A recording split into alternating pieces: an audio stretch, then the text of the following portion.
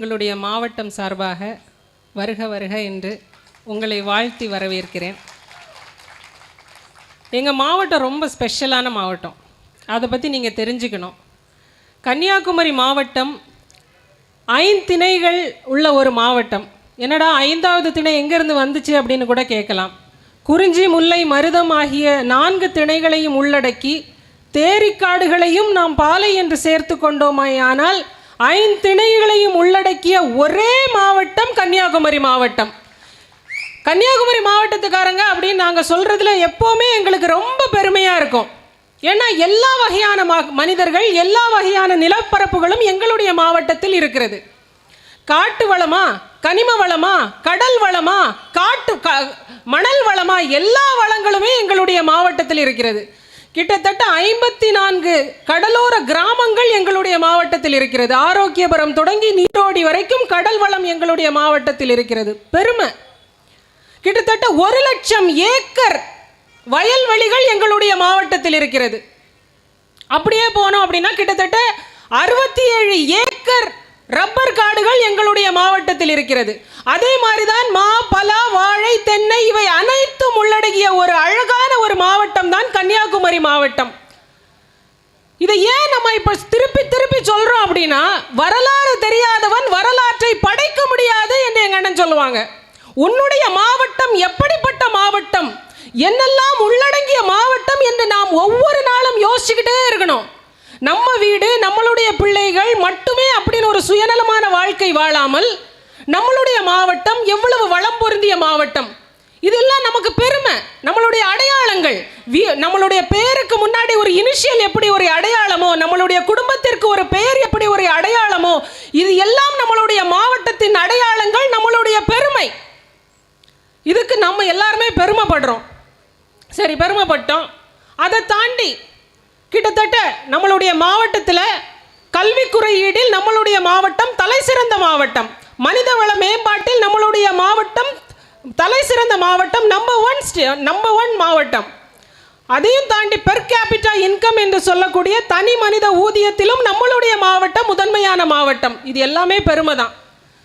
நிறைய பேருக்கு தெரியுமோ இல்லையோ தெரியல, கிட்டத்தட்ட 508 ஸ்கூல்ஸ் நம்மளுடைய மாவட்டத்தில் இருக்கு. 106 கல்லூரிகள் நம்மளுடைய மாவட்டத்தில் இருக்கு.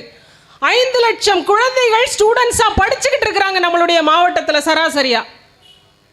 இது எல்லாமே நம்மளுடைய மாவட்டத்தின் பெருமை, நம்மளுடைய மாவட்டத்தின் அடையாளம். இது எல்லாம் எப்படி வந்துச்சு அப்படின்னா, ஒரு தூய தமிழ் சமூகம் இந்த மாவட்டத்தில் இயங்கிக்கிட்டு இருந்துச்சு. தூய தமிழ் சமூகம் அப்படின்னு ஏன் நம்ம நினைக்கிறோம் அப்படின்னா, ஒரு கால சூழல் வந்தது. நம்ம திருவிதாங்கூர் மன்னராட்சியில் அப்படியே கேரளாக்குள்ள கூட நம்ம போயிருந்திருக்கலாம், மொழி வழி மாநிலமாக பிரிக்கும் பொழுது.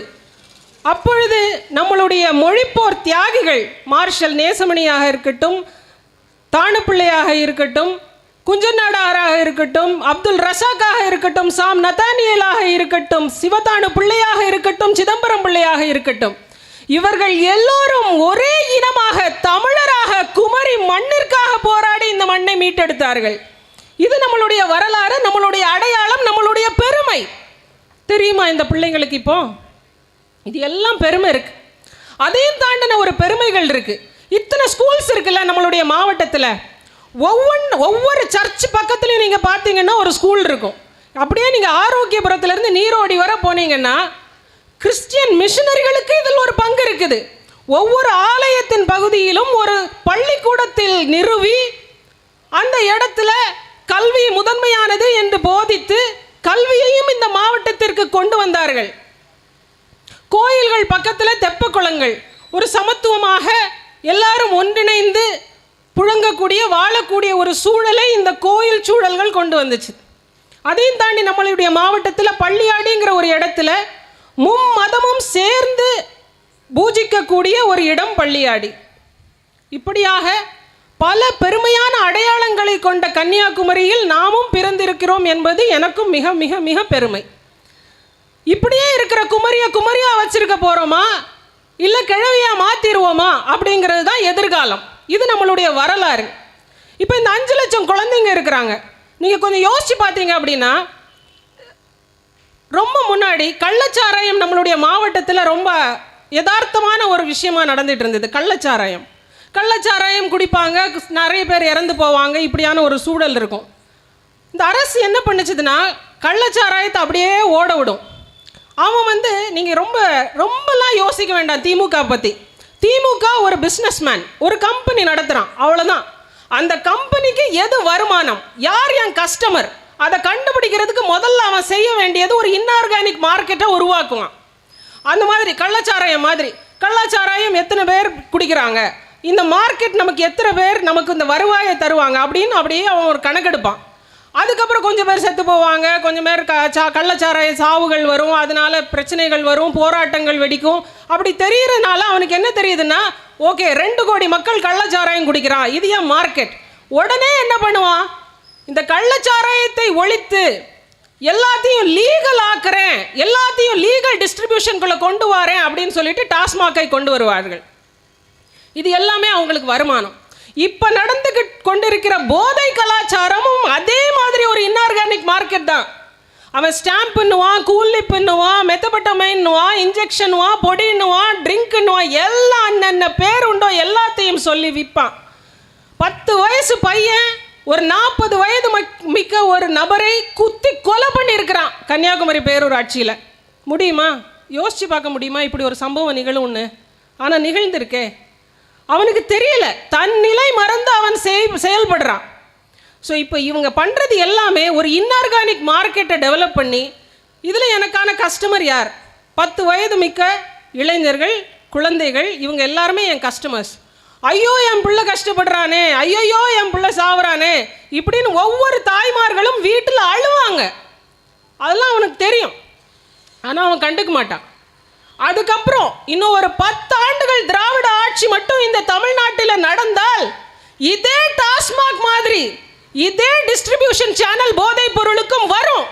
அப்போ என்ன செய்வோம் தெரியுமா, அங்கே குடிச்சு எப்படியோ நாசமா போனதுக்கு இந்த கடையிலையாவது வாங்கி அவன் குடிச்சிட்டு வீட்டிலேயே இருப்பான் அப்படின்னு சொல்லுவோம்.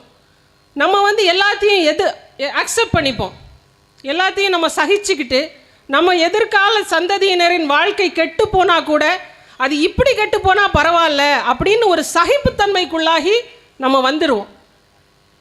இதை தாண்டி நம்மளுடைய மாவட்டத்தில் இருக்கிற இன்னொரு மிகப்பெரிய போதை அப்படின்னா மத போதை. மதம் நிறைய விஷயத்தை கொண்டு வந்துச்சு நம்மளுடைய நாட்டுக்கு. கல்வியை கொண்டு வந்துச்சுது, நல்ல பண்புகளை இந்த மதங்கள் போதிச்சுது, அமைதியை தந்தது, இல்லைன்னுலாம் சொல்ல முடியாது. சமத்துவம், சன்மார்க்கம், இப்படி நிறைய விஷயங்களை நம்மளுடைய மதங்கள் கொண்டு வந்தது. ஆனால் அதெல்லாம் ஒரு காலம். இப்போ மதத்தை எதுக்கு பயன்படுத்துகிறான்?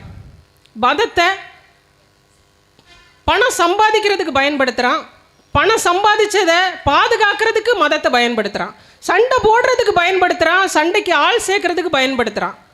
இதை தாண்டி மதத்துக்கு இன்னும் ஒரு கருவியாகவும் பயன்படக்கூடியது இந்த அரசியல். கட்சிகள் எலெக்ஷன் அப்போ மக்கள் எல்லாம் சந்திக்கிறது கிடையாது. ஸ்ட்ரெயிட்டாக போய் ஃபாதர், பிஷப்பு, கோயில் குருக்கள், பள்ளிகள், இப்படி தான் அவங்க சந்திக்கிறதே. மத தலைவர்களை சந்தித்து மக்களை மடமாற்றம் பண்ணுவதற்காக மட்டுமே மதங்கள் பயன்படுகிறது. மதத்தை வெறும் உணர்வாக மட்டும் பார்த்தீங்க அப்படின்னா இதுக்கு ஒரு பிரச்சனையே இல்லை, நாங்களும் கூட கடந்து போயிடுவோம். ஆனால் மதம் ஒரு போதையாக இருப்பதனால் தான் நாங்கள் எதிர்க்கிறோம்.